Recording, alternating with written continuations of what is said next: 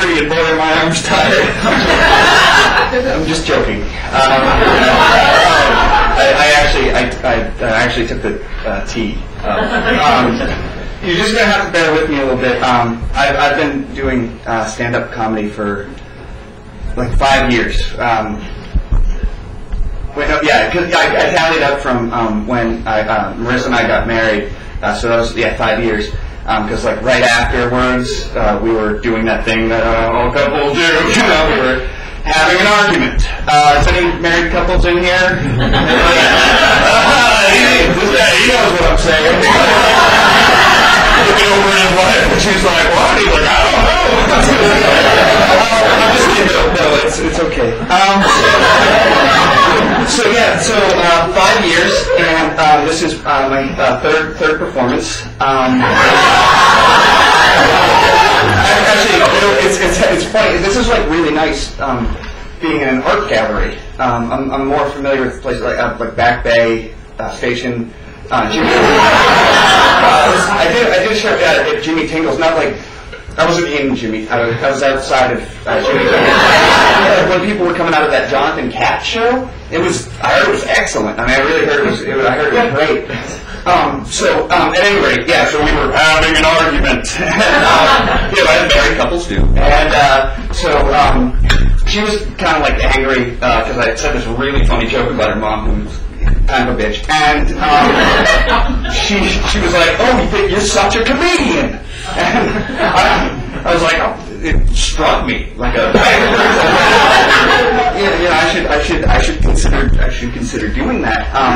So I got a TV from upstairs, and I brought it down in the basement, and I just started writing stuff and sort of performing in front of the TV. I found something funny, like with a laugh track for positive feedback.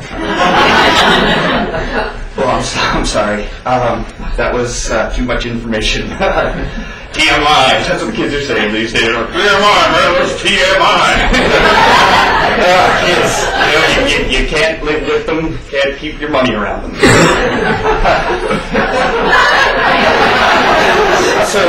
Hey, I was thinking like relationships are hard. They're hard. Hey, you know what I'm talking about, right? Because it's so hard to find a single straight guy in this city, right? Am I right?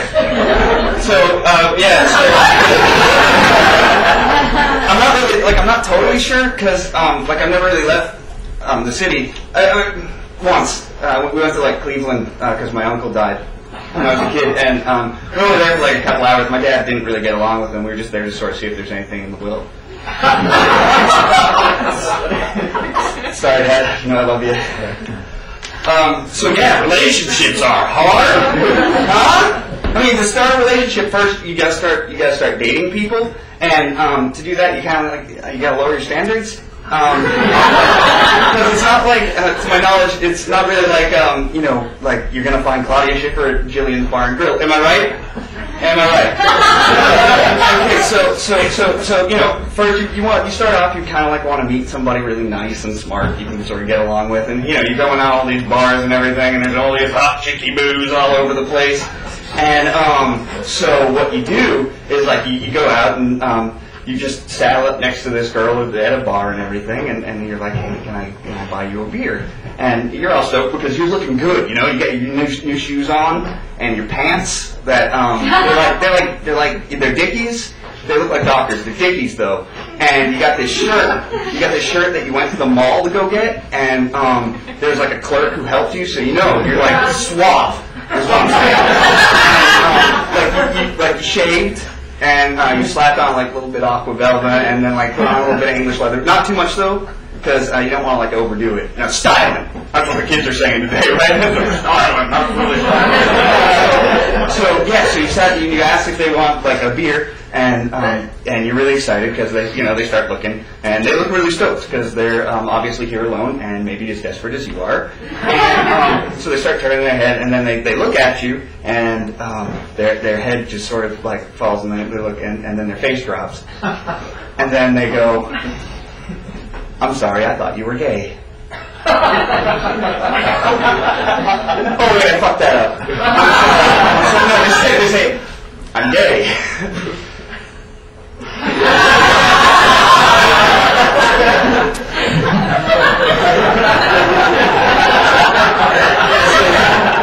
Yeah, okay, that's something I get. When I'm at bars. Look, I'm sorry. I really wanted this to be really, really good tonight. So I wrote down everything, like, you know, little notes for Abe Lincoln and Lincoln Park. And but I just wrote down the names of bits. So I apologize. I forgot where I was going with that. It's on the tip of my tongue. Shit. What's this one? It just says mustache rides. I don't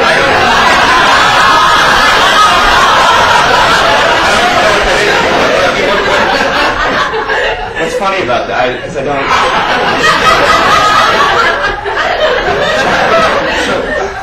I'm sorry. I'm just. It would have fucking killed me to write this down. Look, I'm really sorry. I just sort of found out about this show from Greg. I guess somebody dropped out and they needed somebody to fill in some time. Actually, can we give Greg a round of applause? Because that's really nice. Yeah. I just wanted to try out some like untested material in front of an audience because I feel like it keeps me sharp. So I guess like mustache rides must have been something I thought was funny when I was riding up on the team.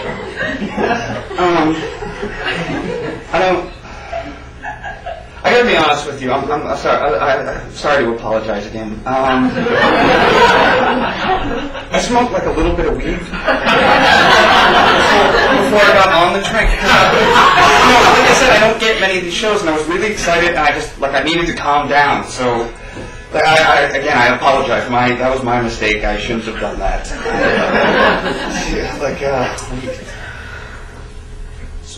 Some weed, huh? That's some funny stuff, huh? Makes you do funny things. You sort of forget some stuff. I don't know. Anybody here? You don't have to. It's okay. He's looking at his wife. She's like, you smoke it? He's like, I don't know. Not me. We're like Jackie in the comic strip in the Family Circus. That shit cracks me up. I mean, I don't read the comics very often, but when I do, I love it. I love it because you get this like the dad's like, hey, who put crayon in the Bible? And he's like, not me. So I love that. But yeah, so I get kind of paranoid a little bit when I'm smoking weed. But I stopped for a while, and like a guy at work was just like, hey man, you toke? And I was like, no, man, you know if I tokes because, I'd be coming in the next day, I'm all paranoid, like, talking about how the aliens are listening to our thoughts. Oh, yeah, I'd be wearing a foil hat. Because the aliens.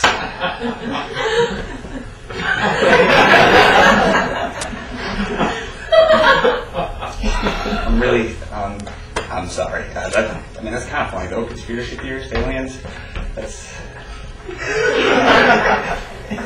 Okay, well, how about this? I got this joke. This joke. You're gonna love this. This is a great joke. My buddy Dewey told me the other night at this bar. It's great. So, okay, here we go. So, there's these two escaped mental patients, right? They just escaped from an insane asylum, and they're running across the hospital, the roof that they're at, and they get to the end of the roof, and there's like a gap before the other building. So, the first mental patient, he like steps back, takes a run, leaps, just barely makes it. It's pretty far, and he leaps, but he pulls himself up and he looks to the other guy and he's like, "Hey, dude, come on, jump!" And the other guy just, walks to the edge, looks down, he's like, "That's really far. I am not going to do that." And so the first guy says, "Come on, it's not that far. It's not. You can totally make it. It'll be fine. You can do it."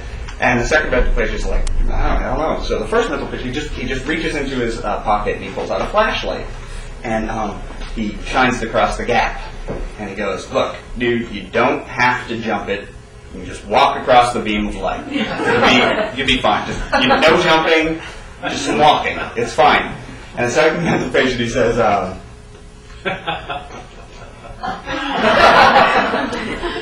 fuck, what does he say? I'm sorry. I'm not 100% tonight, okay? I don't have my A game. That's what the athletes are saying these days, right? Oh, I'm not 100%, right? I don't have my... It must be great, making $1 quadrillion for sitting on a bench. Because you have the sniffles. That's why the New England Revolution is never going to win the World Cup. That used to be a Red Sox joke. Fuck!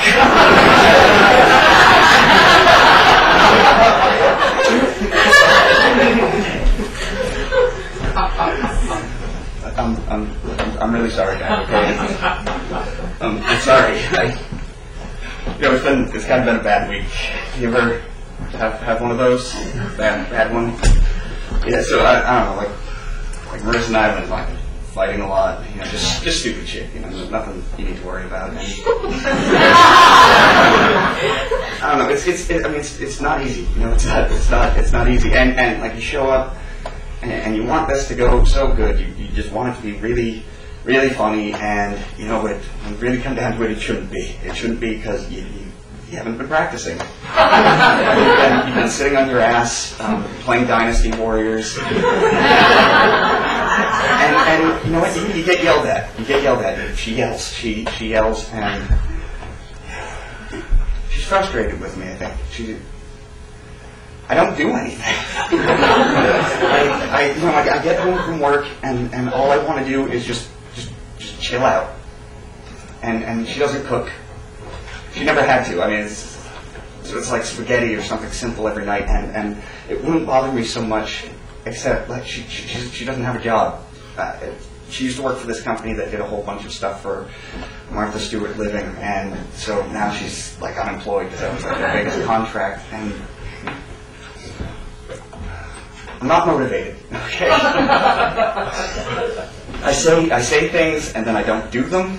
I have these just wicked awesome ideas and I don't follow through, and I feel bad. I feel really, really bad about it. And I just kind of wanted to come here tonight, and I'm sorry. I just wanted to come. I just wanted to come here and hear some laughter. Because I really don't hear it very often. I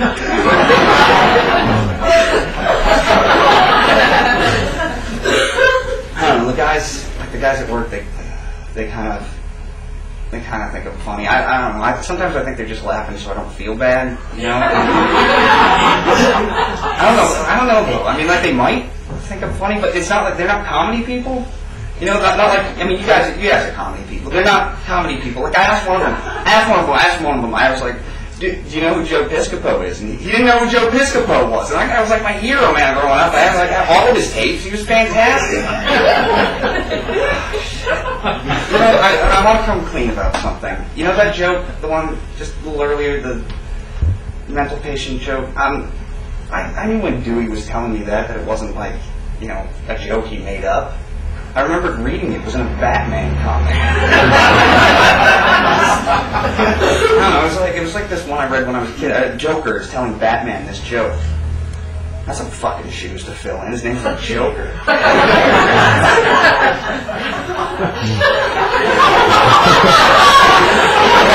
Oh wait, shit! I remembered it. Okay. Here we go. Okay, so you get the first mental patient. He's like on one side, right, and the other mental patient's on the other side, and he has like a flashlight and he's shining across. Hey, you don't have to jump it. You can walk across the beam of light. It'll be cool. Don't worry about it. It'll be fine. And the second mental patient goes,